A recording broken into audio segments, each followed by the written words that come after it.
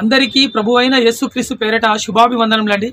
మీ ముందుకు రావడానికి ప్రథమమైన కారణం శివశక్తి ఛానల్ నడుపుచున్న కరుణాకర్ సుగుణ అనే ఈ క్రిమినల్ సాలెగాడు అన్యాయంగా నిన్న అంటే 23 తారీఖు ఫిబ్రవరి నెల 2025 నాడు వాని శివశక్తి ఛానల్ నందు యేసు మతం వదిలివేసినందుకు కృషిపాలుపై దాడి అంటూ అతని మాటలు జాగ్రత్తగా గమనిస్తే రహస్యం అదే ఎక్స్ పాస్టర్ కృషిపాలిపై దాడి అంటూ వాడు నిన్న ఒక వీడియో వాని ఛానల్ నందు అప్లోడ్ చేయడం జరిగిందండి. ఒక్క రోజుకే వాని వ్యూస్ ఎంత అంటే దాదాపు ఇప్పటి వరకు 57,749 మంది వాని వీడియో చూడడం జరిగిందండి. ఈ కృషిపాల గురించి మాట్లాడితే నేను రాకపోతున్నానండి, నాకు సంబంధం లేని విషయం. కాకపోతే వీడు అన్యాయంగా యేసుక్రీస్తు ప్రభువుని ఆ వీడియోలో అతి భయంకరంగా అవమానపరుస్తూ మాట్లాడడం జరిగిందండి. అందుకేనండి నేను ఒక థంబ్నెయిల్ పెట్టడం జరిగింది.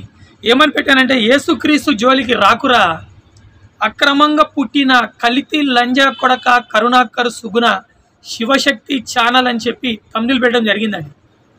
23 తారీఖు నీ వీడియోకు కౌంటర్ వీడియో అని థంబ్నెయిల్ పెట్టడం జరిగింది. ఎందుకు వీడిని ఇంత భయంకరంగా తిడుతున్నానంటే, మీరందరూ వాని మాటలు వింటే మీకు అర్థమవుతుందండి వీడు ఎంత పెద్ద క్రిమినల్ లంజా కొడుకో ప్రతి ఒక్కరికి అర్థమవుతుందండి. వీడు ఆంధ్రప్రదేశ్ తెలంగాణలో ఉన్న తెలుగు ప్రజల మధ్య మత విద్వేషాలు రెచ్చగొట్టే విధంగా మాట్లాడుచున్న కలితి వెదవండి వీడు. దాదాపు నేను ఇప్పటి వరకు 3 నెలల కంటే అధికంగా ఇప్పటి వరకు వీడియోలు తీయడం బంద్ చేయడం జరిగిందండి. 3 నెలలు దాటిపోయింది ఇప్పటికి. కారణం ఏంటిదంటే 20 యూట్యూబ్ ఛానల్స్ అండి, దాంట్లో వీందొకంది శివశక్తి ఛానల్ ఒకటి. ఆ 20 యూట్యూబ్ ఛానళ్ళలో తెలంగాణ రాష్ట్ర హైకోర్టు ప్రధాన న్యాయమూర్తికి, అదేవిధంగా ఆంధ్రప్రదేశ్ రాష్ట్ర హైకోర్టు ప్రధాన న్యాయమూర్తికి, సుప్రీంకోర్టు ప్రధాన న్యాయమూర్తికి, తెలంగాణ హ్యూమన్ రైట్స్ కమిషన్, అదేవిధంగా Andhra Pradesh human rights commission, national human rights కమిషన్కు, అదేవిధంగా ప్రెసిడెంట్ ఆఫ్ ఇండియా, వీళ్ళ 7గురికి ఈ మత విద్వేషాలు రెచ్చగొట్టే విధంగా మాట్లాడుచున్న, హిందువుల మనోభావాలు గాయపరిచే విధంగా మాట్లాడుచున్న క్రైస్తవ పాస్టర్లు 5గురిపై, అదేవిధంగా క్రైస్తవుల మనోభావాలు గాయపరిచే విధంగా మాట్లాడుచున్న 15 మంది యూట్యూబ్ ఛానల్స్, దాంట్లో వీడు కరుణాకర్ గారు కూడా ఒకటండి. వీళ్ళందరి మీద ఎప్పుడు అంటే 7 తారీఖు నాడు ఈ నెల ఫిబ్రవరి 2025 నాడు 7వ తారీఖు నాడు వీళ్ళందరిపై వీళ్ళంటే పబ్లిక్ ఇంట్రెస్ట్ లిటిగేషన్ పైన వీళ్ళందరిపై కేసు వేయడం కోసం నేను అప్పీల్ చేయడం జరిగిందండి. ఇక విషయానికి వచ్చేది ఉంటే కారణం ఏంటిది, ఈరోజు మాట్లాడడానికి రావడానికి గల కారణం ఏంటిది, అసలు వీడియోలో పని చేద్దామని ఆలోచన ఉన్నదండి. ఎందుకంటే ఇటువంటి కలితి కరుణాకర్ కానీ ఇలాంటి కలితి సాలాలతో మాట్లాడాలంటే నాకు ఇష్టం లేదండి. ఈ గోపిగాడు కానీ, అష్టేష్ గాడు కానీ, అభిమన్యు గాడు కానీ, ఆ ధర్మమార్గం భాస్కర్ రాజు గాడు కానీ, కిరణాస్త్ర ఛానల్ కిరణ్ గాడు కానీ, హిందూ జనశక్తి లలిత్ గాడు కానీ, ఇంకెంతమంది దుర్మార్గపు విధవలు బైబిల్ గ్రంథాన్ని యేసుక్రీస్తు వారిని అవమానపరుచు మాట్లాడుచున్నారో వీళ్ళందరి గురించి మాట్లాడడం నాకు ఇష్టం లేదండి. కాకపోతే ఈరోజు రావడానికి గల ప్రథమమైన కారణం ఏంటంటే, వీని వీడియో చూస్తే వీడు అతి భయంకరంగా యేసుక్రీస్తు ప్రభు వారిని అవమానపరచడం జరుగుతుంది ఈ కరుణాకర్ సుగుణ గాడు. అందుకేనండి వీడు అక్రమంగా పుట్టిన కలితి లంజా కొడుకు అని చెప్పి థంబ్నెయిల్ పెట్టడం జరిగింది.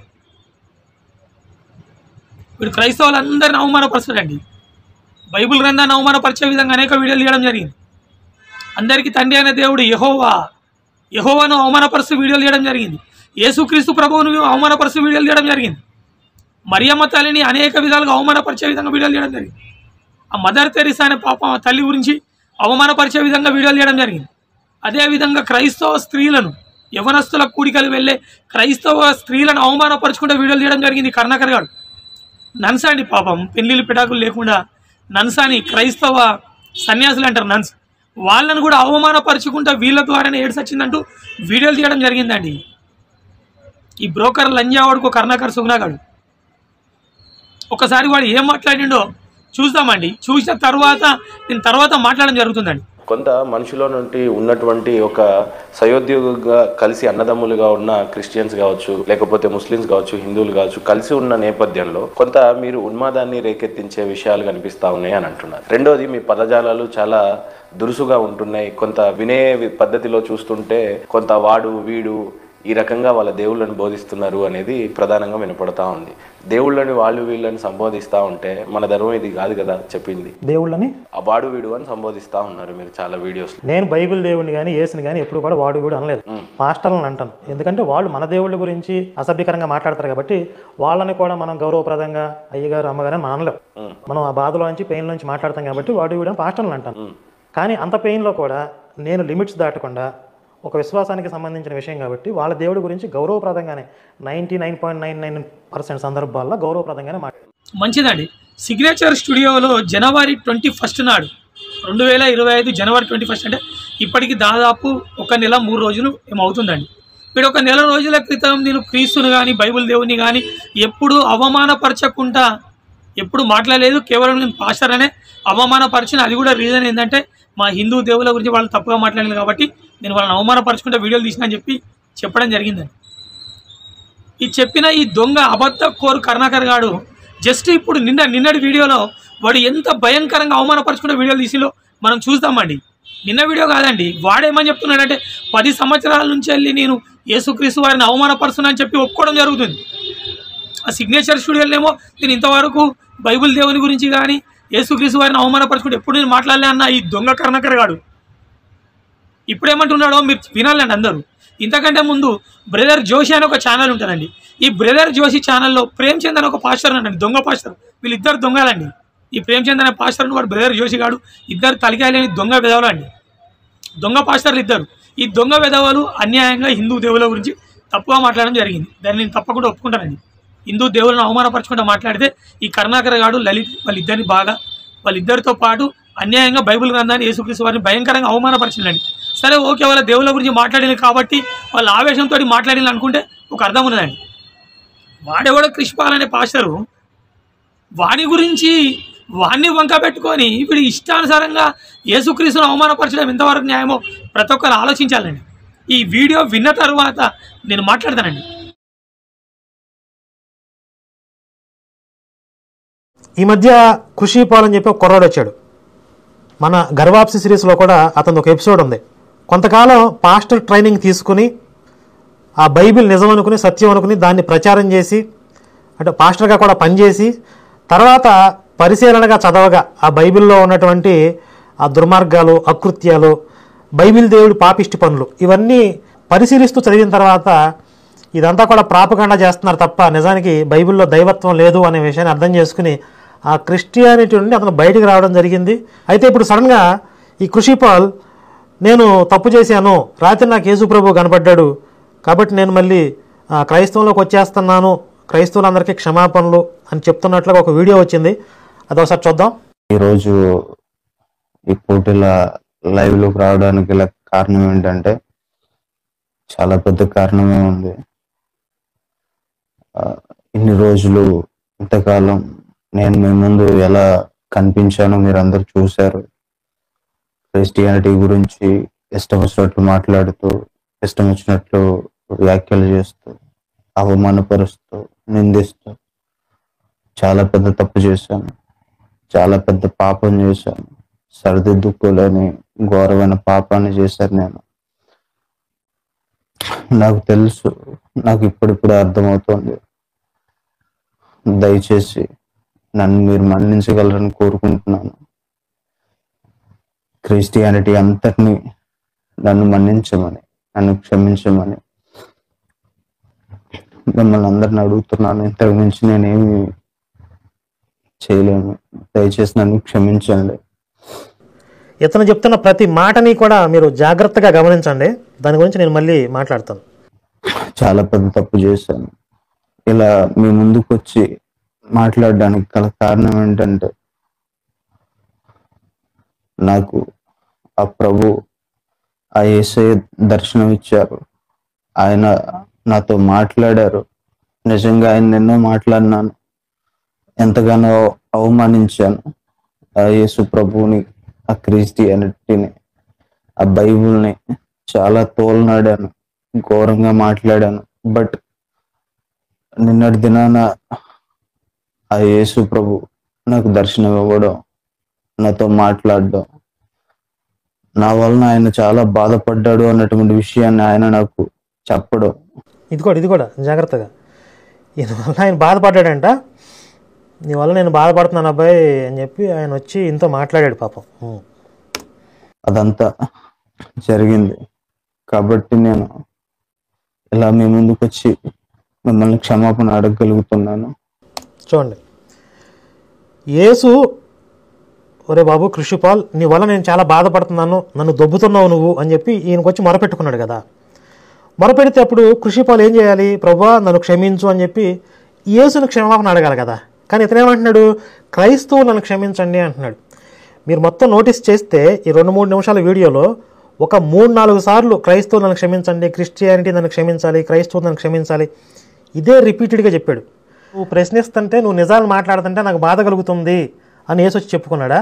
నువ్వు నా గురించి అట్లా బట్టలొడదీయొద్దు, నన్ను ఎందుకు ఇట్లా వేసుకుంటున్నావు, దయచేసి నా జోలికి రావద్దు అని యేసు మొరపెట్టుకున్నాడా?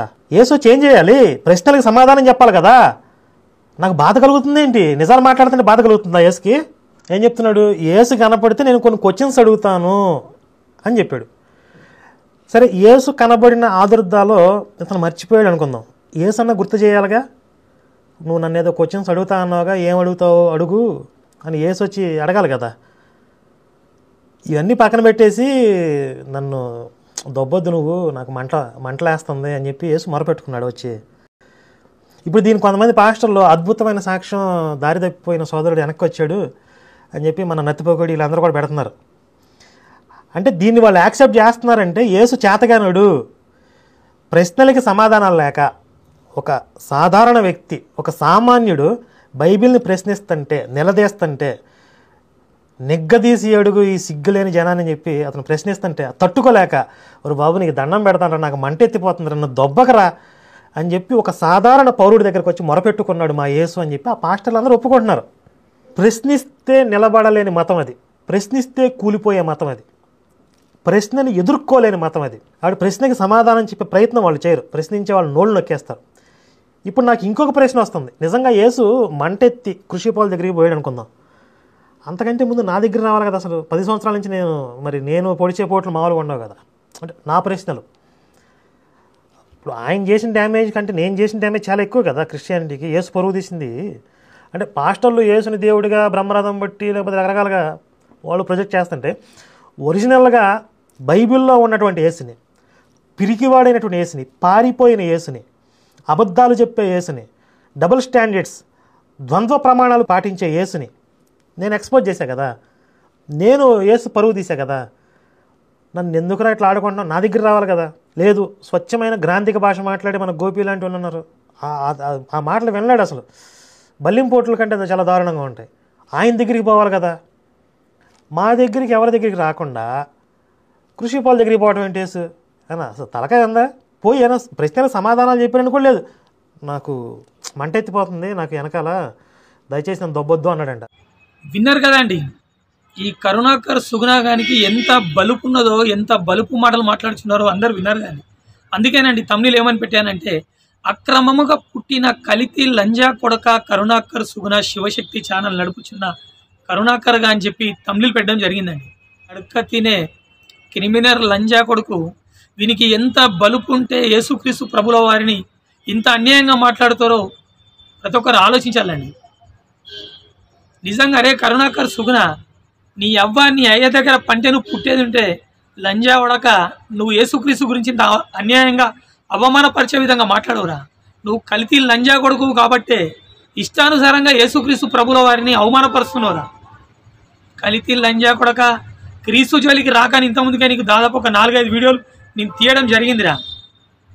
కానీ నువ్వు కలితి లంజా కొడుకు కాబట్టే నువ్వు యేసుక్రీస్తు ప్రభువుల వారిని అనేక సార్లు అవమానపరచడం జరుగుతుందిరా.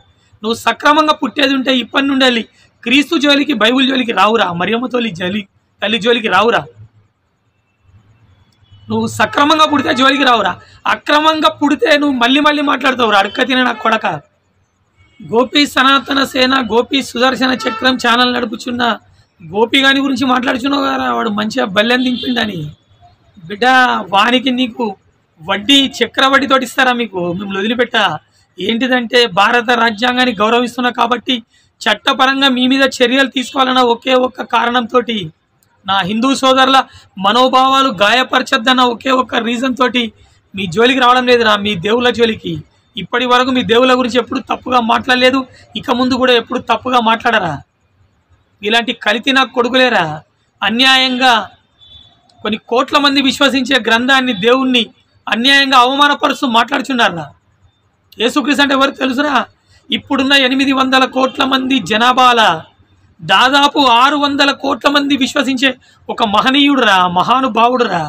ఆయన నోట్లకెళ్ళి పలికిన పలుకులు 3495 భాషలలో తర్జుమైందిరా. అదిరా యేసుకున్న గొప్పతనం.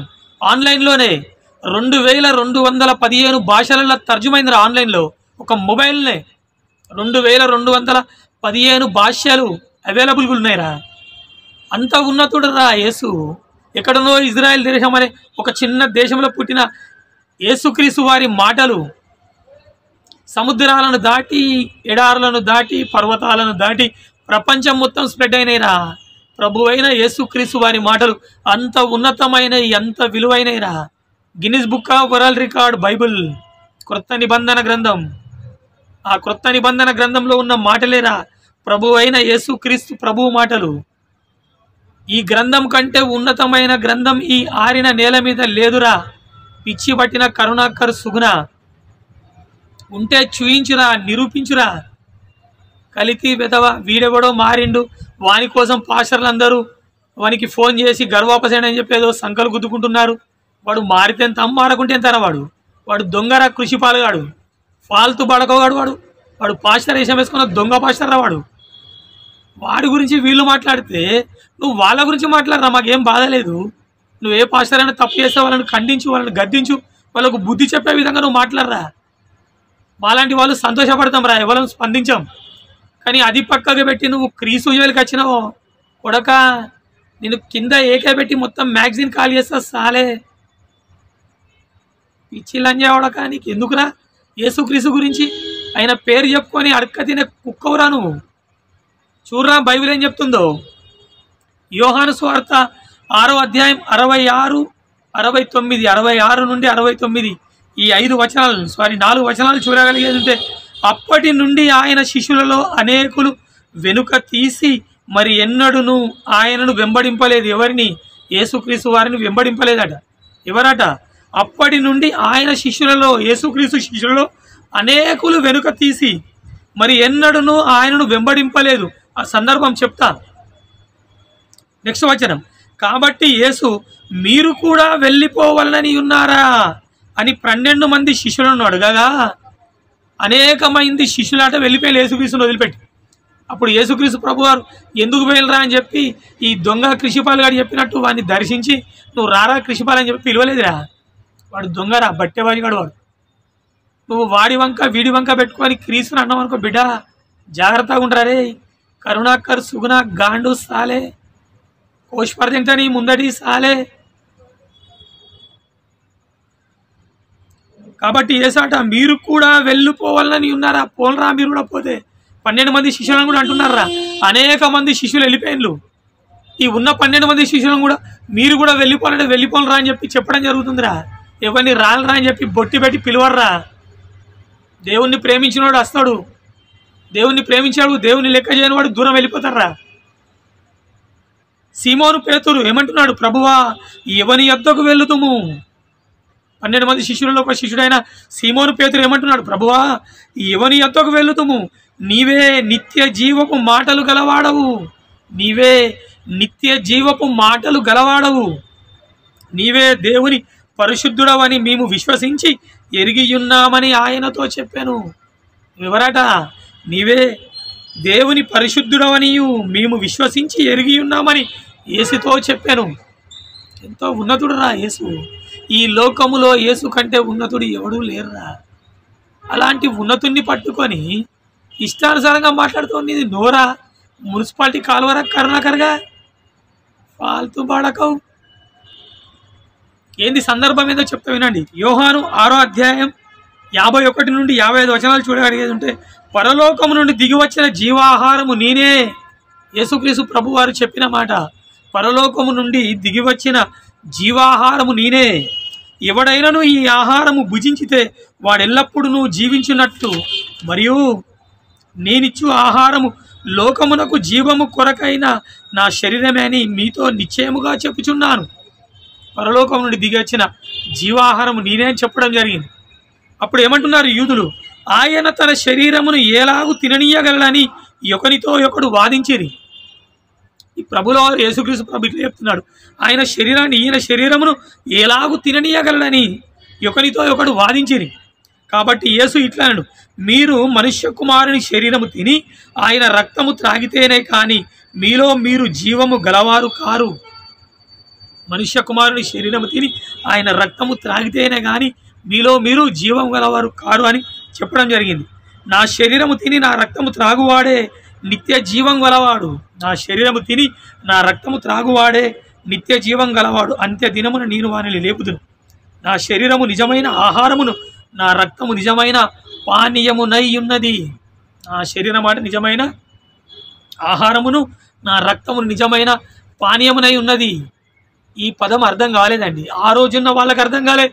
ఈ రోజున్న ఈ క్రిమినల్ సాలగాళ్ళు బైబిల్ను అవమానపరుస్తూ యేసుక్రీస్తును అవమానపరిచే ఈ సేన అనే చీకటి బ్యాచ్కి భోగతానం లేదు, ముందుకు రారు. గాండు సాలగాళ్ళు ఒక్కొక్కరిని కోసి పరదెంగుతా, ఒక్కొక్కరిని సాలగాళ్ళారా క్రీస్తు జోలికి బైబుల్ జోలికి వచ్చి అంటే కాల్చి పరదెంగుతా. ఇండియన్ ఆర్మీలో చేసిన 6.5 years మద్రాస్ రెజిమెంట్ ఇన్ఫెంట్రీ బిడ్డ, ప్రతి ఒక్క వెపన్ హ్యాండ్లింగ్ చేస్తా, కాల్చి పరదెంగుతా ఒక్కొక్కరిని. బైబుల్ జోలికి వచ్చేది ఉంటే ఈ పదాలు అర్థం కావడం లేదండి. ఈ పదాల గురించి ఎక్కడదంటే మత్తయి సువార్త 26 అధ్యాయం 26 నుంచి 28 వరకు. వారు భోజనము చేయుచుండగా యేసు ఒక రెట్ట పట్టుకొని దాన్ని ఆశీర్వదించి విరిచి తన శిష్యులకిచ్చి, మీరు తీసుకొని తినుడి, ఇది నా శరీరం అని చెప్పాను. ఒక రొట్టె ముక్క తీసుకొని దాన్ని ఆశీర్వదించి వాళ్ళ శిష్యులకు విరిచి ఇచ్చి, ఇది నా శరీరం అని చెప్పాను. మరియు ఆయన గిన్నె పట్టుకొని కృతజ్ఞతాస్తుతులు చెల్లించి వారికిచ్చి, దీనిలోనిది మీరందరూ త్రాగుడి, ఇది నా రక్తము అనగా పాప క్షమాపణ నిమిత్తం అనేకుల కొరకు చిందింపబడుచున్న నిబంధన రక్తము. అనగా క్రొత్త నిబంధన రక్తం. అంటే దీని అర్థం ఏంటిదంటే, ఈ క్రొత్త నిబంధన యేసుక్రీస్తు వారి శరీరం, ఈ క్రొత్త నిబంధన యేసుక్రీస్తు వారి రక్తం. ఇది నా శారీర రక్తం వలన నియమింపబడిన క్రొత్త నిబంధన గ్రంథం. 27 పుస్తకాలు, 260 అధ్యాయాలు కలిగిన క్రొత్త నిబంధన గ్రంథం. దీన్ని తిని త్రాగమంటున్నాడు. తిని త్రాగడం అంటే దీన్ని జాగ్రత్తగా ధ్యానించాలి. శరీరానికి ఆహారం ఏ విధంగానో లోపలున్న ఆత్మకు దేవుని వాక్యం అనే ఆహారం లోపలున్న ఆత్మకు కావాలి. ఈ ఆత్మీయ ఆహారం కలిగిన దేవుని వాక్యాన్ని భుజించాలని చెప్తున్నాడండి. దీన్ని అపార్థం చేసుకున్నారు. ఆ రోజున్న అనేక మంది శిష్యులు వెళ్ళిపోవడం జరిగింది. ఈరోజు పాస్టర్ల వేషం వేసుకున్న దొంగలు, బైబిల్ అర్థం కాని అజ్ఞానపు మూర్ఖపు పాస్టర్లు వెళ్ళిపోవడం జరుగుతుందండి. వెళితే వెళ్ళని వాడిని ఎవరిని బతిలాడాల్సిన అవసరం లేదండి. క్రీస్తు యొక్క బోధలు ఏ విధంగా ఉంటాయో ఒకసారి మనం చూడగలిగేది ఉంటే, ఎవరినో బ్రతిలాడే బోధ ఎప్పుడు చేయలేదండి. మత్తయి సువార్త 7వ అధ్యాయం 28, 29 వచనాలు చూడగలిగేది ఉంటే, యేసుక్రీస్తు వారి బోధలు ఏ విధంగా ఉన్నాయో అక్కడున్న సమాజం ఇచ్చిన సాక్ష్యం అండి. యేసు ఈ మాటలు చెప్పి ముగించినప్పుడు జన సమూహములు ఆయన బోధకు ఆశ్చర్యపడుచుండిరి. ఆయన మాట్లాడే మాటలకు ఆశ్చర్యపడుచుండిరి.